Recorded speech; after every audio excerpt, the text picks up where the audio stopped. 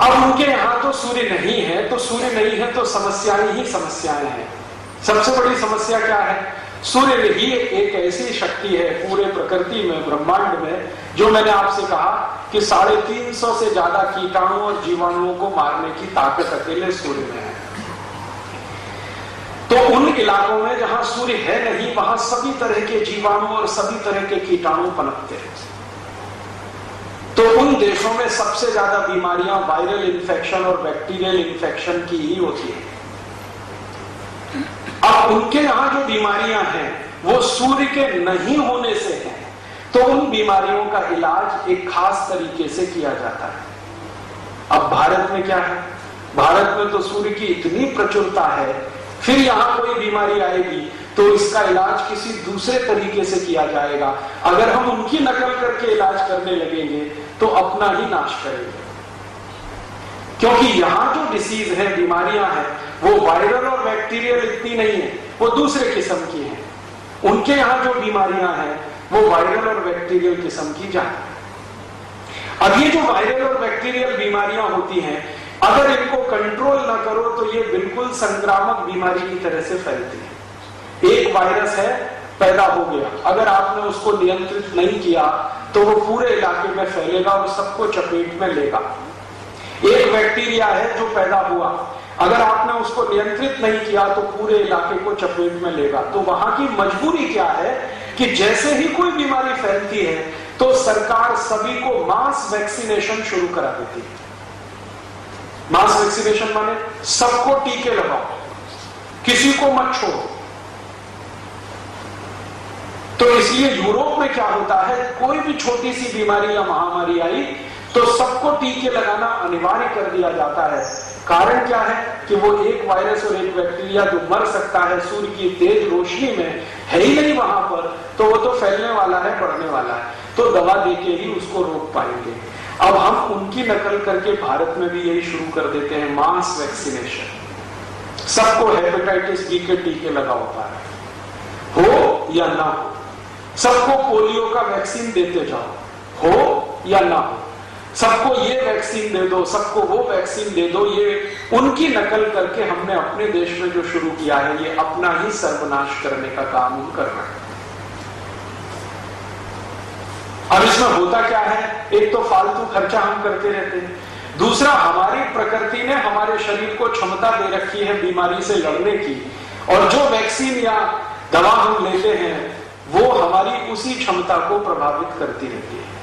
तो अंतिम दुष्परिणाम ये होता है कि आपने जिन बीमारियों से बचने के लिए टीके लगवाए, थोड़े दिन के बाद ये बड़े पैमाने पर बीमारियां फैलने लगती हैं हमारे।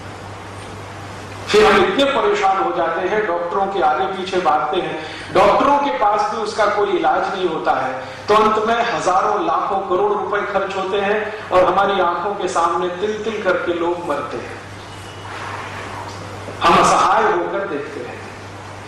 गलती कहां होती है? यूरोप और अमेरिका में मास वैक्सीनेशन बहुत जरूरी है, क्योंकि सूर्य का प्रकाश नहीं है, एक छोटा भी कीटाणु या जीवाणु उनके यहां तबाह कर सकता है सबके स्वास्थ्य को। भारत में ऐसा नहीं है, इतना जबरदस्त सूर्य का प्रकाश है कि कोई जीवाणु कीटाणु 2 दिन भी जिंदा रह जाए तो उसके लिए बड़ी बात।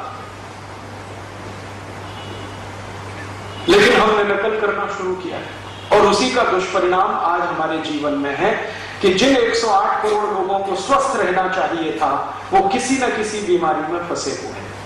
और भगवान न करे आने वाले समय में क्या होगा, हर 5 साल से छोटे बच्चे को हम पोलियो की वैक्सीनें पिला रहे हैं। 1 बार पिलानी थी, 2 बार पिलानी थी, अब 10 बार हो गया, 20 बार हो गया, 25 बार हो गया, अब बंद ही होने का नाम नहीं ले रहा। यूरोप में शायद ये मास वैक्सीनेशन जरूरी है, अमेरिका और उसके आसपास के देशों में जरूरी है, भारत में ऐसा जरूरी नहीं है। क्योंकि यहां तो जो बच्चे पैदा हो रहे हैं अपनी मां के गर्भ से, अगर मां स्वस्थ है तो उसको इस तरह की कोई चांस नहीं, लेकिन आप दे रहे हैं उसको वायरस, वैक्सीन के रूप में वही वायरस आप दे रहे हैं जो पोलियो पैदा करने के लिए जिम्मेदार है। बस इतना ही अंतर है कि वो मृत स्वरूप में है, लेकिन अंदर जाके कभी जीवित हुआ तो वही पोलियो कर देगा। और ऐसे में आपको हजारों केस दिखा सकता हूं इस देश में जिनको पोलियो वैक्सीन देने के बाद ही पोलियो हुआ है। मैं स्वयं भी चिकित्सा का कार्य करता हूं, लेकिन सेवा के लिए, पैसे के लिए नहीं। मेरे पास हर साल में ऐसे सैकड़ों बच्चे आते हैं जिनकी मां शिकायत करती है, ओ राजीव भाई इनको पोलियो वैक्सीन दिया, अभी देखो फिर पोलियो हो गया, चक्कर क्या है? तो उसको मैं समझाता हूं, समझ में नहीं आता उनको, शायद उसको नहीं देते तो कभी नहीं होता। कम से कम मेरी जनरेशन में जितने लोगों को मैं जानता हूं, किसी ने पोलियो वैक्सीन नहीं लिया, हम में से तो किसी को पोलियो नहीं हो गया। कारण क्या है? हमको बचाने वाला सूर्य है, हर दिन है। और गर्मियों में जब सूर्य का तापमान 50 डिग्री चला जाता है तो आप तो परेशान होते हैं गर्मी से, लेकिन वो अच्छा है, क्योंकि वो 50 डिग्री तक पहुंचकर सब जीवाणु कीटाणुओं को साफ कर देगा। हमें ऐसी कोई जरूरत नहीं है, लेकिन अंधाधुंध बिना सोचे, बिना विचारे, बिना समझे हम ये सब कर रहे हैं। उसके दुष्परिणाम में बीमारियां बढ़ रही हैं। और इससे भी ज्यादा एक और खराब बात बताता हूं। आजकल एक पोलियो वैक्सीनेशन चल रहा है, मास वैक्सीनेशन चल रहा है। एक एक बच्चे को 5-5 बार दे दिया, 6-6 बार दे दिया। कुछ बच्चे तो ऐसे हैं जो 10 बार पी चुके हैं डोज, और फिर भी अमिताभ बच्चन के पेट का पानी जो है ना बार बार हिलता रहता है। रोज टीवी पे आके चिल्लाता है, और दे दो, और दे दो, और दे दो, छोड़ो मत इसको। क्या गजब है।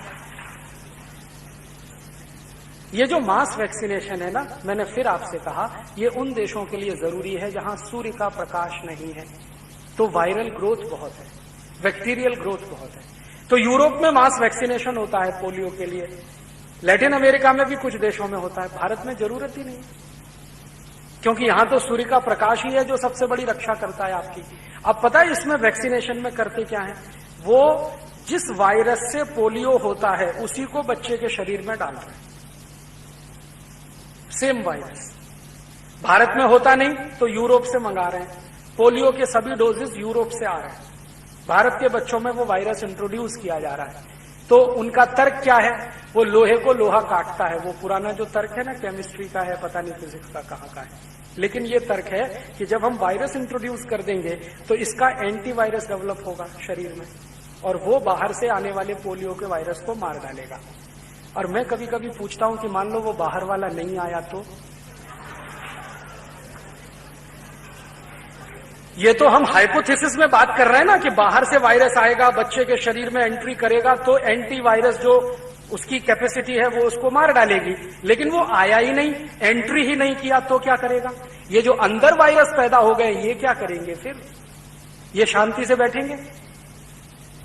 क्योंकि वायरस कभी भी कहीं शांति से बैठता नहीं, जहां भी है, बॉडी में है या बॉडी के बाहर, खुरापात है उसकी चालू रहती है। तो बच्चे में आपने डाल दिया वायरस, अब बाहर से गया नहीं अंदर, अंदर वाले ने एंटीवायरस डेवलप किया, तो जरूर वो बच्चा बीमार पड़ेगा, उसको फिर कोई डॉक्टर नहीं बचा सकेगा, और वो इतना गंभीर बीमार पड़ेगा कि शायद उसके लिए हमारे पास कोई मेडिसिन भी नहीं होगी, क्योंकि वो मेडिसिन बनाने के लिए फिर वही वायरस लगेगा, और वो हमारे पास होगा नहीं, तो हम मेडिसिन कहां से लाएंगे?